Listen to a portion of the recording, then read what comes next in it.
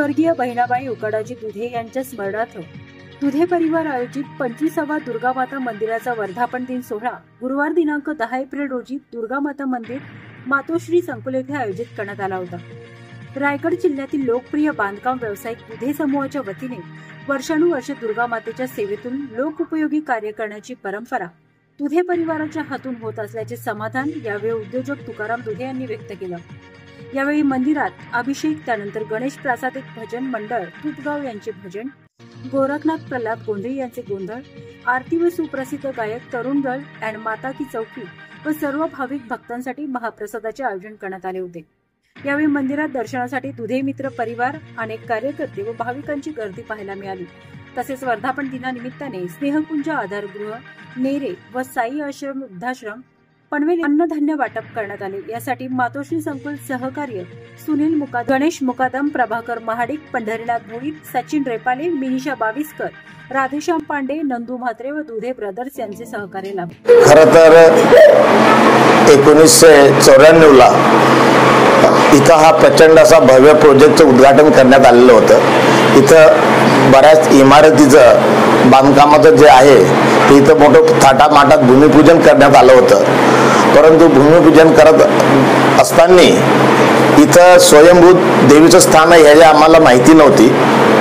तर देवीनं असं आमच्या लक्षात आणून दिलेलं आहे की देवीनं अशा प्रकारे आमच्या काम करून घेतलेलं आहे इथं की ह्या प्रोजेक्टचं नाव सुद्धा तेव्हा आम्ही मातोश्री संकुल असं दिलेलं होतं। मातोश्री संकुलमध्ये सर्व ज्या इमारती आहेत त्या इमारतीचं नाव सुद्धा देवींचं नाव दिलेलं आहे। त्या रेणुका माता, संतोषी माता, जगदंबा, सप्तशृंगी अशा प्रकारचं हे घडून आणलं होतं देवीनं। आणि ह्या ठिकाणी जे आपण उभा आहोत हे स्थान तिथं स्थान आहे, ह्याच्या समोर बरोबर ओपन पेज जो आहे तो तिनं मोकळा करून ठेवलेला होता। तिथं कुठल्याही प्रकारचं इमारत असं नाही आणि तिच्या देवीसाठी हा मैदान मोकळा राहावा अशा पद्धतीनं सर्वांना सद्बुद्धी तिनं दिली आणि अशा पद्धतीने तिने आखणी केली। आम्ही तर कामाला जशी सुरुवात केली आणि सुरुवात केल्यानंतर इथं जे आमच्यावरती संकट यायला लागली आणि त्या संकटामध्ये आमचे इंजिनियर होते ते फिटून पडायचे। मी महिना दीड महिना मोठ्या प्रमाणात आजारी पडलं होतं की त्यांनी सांगितलं की तुमची डॉक्टरांनी सांगितलं की तुम्ही वाचण्याची शक्यता नाही, देवाची आराधना करा अशा प्रकारे सांगून सुद्धा तेव्हा आमच्या लक्षात आलं की बाबा आता शेवटी लास्टला देवाची जेव्हा आपण आराधना करतो तेव्हा आमच्या घरातील मंडळी काही इथं जे दीक्षित ब्राह्मण म्हणून होते त्यांच्याकडे पाहणी करायला गेलेत, विचारणा करायला गेलेत की असा त्रास त्यांना का होतो आणि कुठला आजार कशाने त्यांचा बरा होत नाही। तेव्हा त्यांनी सांगितलं की तुम्ही कुठं उद्घाटन भूमिपूजन केलेलं आहे का, आणि त्या भूमिपूजन तर देवीचं स्थान दिसते त्या जागेमध्ये, तर तिथं जाऊन त्या शेतकऱ्याची तुम्ही चौकशी करा।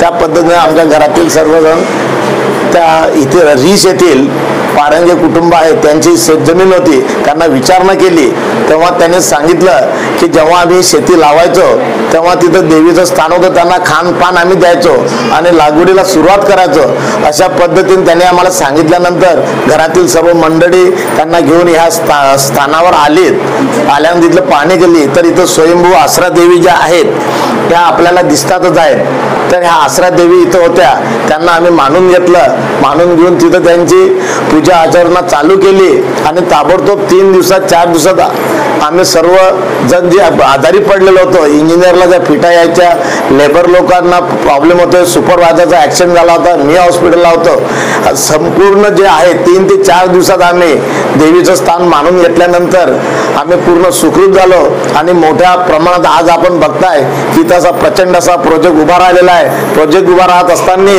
देवीनं इथं भव्य असं मंदिर उभारून घेतलेलं आहे। ही संपूर्ण शक्तिशाली अशी देवी आहे आणि संपूर्ण परिसरातील पूर्ण जनता मंदिरामध्ये येत असतात आणि मोठ्या संख्येनं आपल्या भक्तांना देवी पावन होत असते।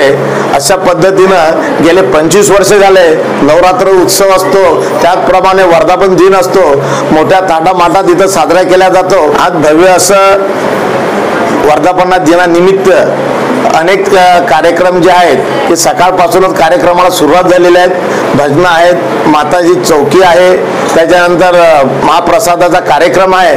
असे अनेक कार्यक्रम जे आहेत ते आज वर्धापना दिनानिमित्त इथं राबवले जात आहेत. माझं नाव स्वरांजली आपटेकर. आम्ही इथे दरवर्षी भजन करायला येतो. भजन मंडळ गणेश प्रसादिक भजन मंडळ, आणि ही माझी बहीण ही गाते, दिव्या आपटेकर हे माझे पप्पा, ते पकवाज वाजवतात आणि आम्ही ही सगळी मंडळी आमची. आम्ही दरवर्षी नवरात्रीला दुधे परिवार आम्हाला बोलवतात इथे भजनासाठी. दरवर्षी आमचं भजन होतं. खूप छान वाटतं. इथे दुर्गा मातेचं मंदिर आहे, खूप छान वाटतं. धन्यवाद. रामकृष्ण हरी माऊली. आमचं दरवर्षी इथे भजन असतो. माझे मामा इथे दरवर्षी भजनासाठी आम्हाला घेऊन येतात आवडीने, आणि खूप चांगलं वातावरण असतं भजनामध्ये. इथे दुधे परिवार पण आम्हाला चांगलं सहकार्य करतं. म्हणजे माझी बहीण दोन्ही पण या खूप चांगलं गातात. आम्ही त्यांना साथ करतो, सोबत असतो. आमचे त्यांचे गुरुच, त्यांचे वडीलच गुरु आहेत त्यांचे, आणि आमचे भगवान महाराज आपटेकर त्यांचे काका आहेत, त्यांचे मेन गुरु आहेत. आणि खूप चांगलं प्रसन्न वातावरण असतं इथं भजनामध्ये. आणि जवळपास आमचे 3-4 पिढी या भजनामध्ये वाजवत पण ते चांगले, पकवाज पण वाजवतात, आम्ही गातात पण खूप सुरेख. रामकृष्ण. माझं नाव कृष्णा बोधन आहे. मी ॲक्च्युली साऊथ इंडियन आहे.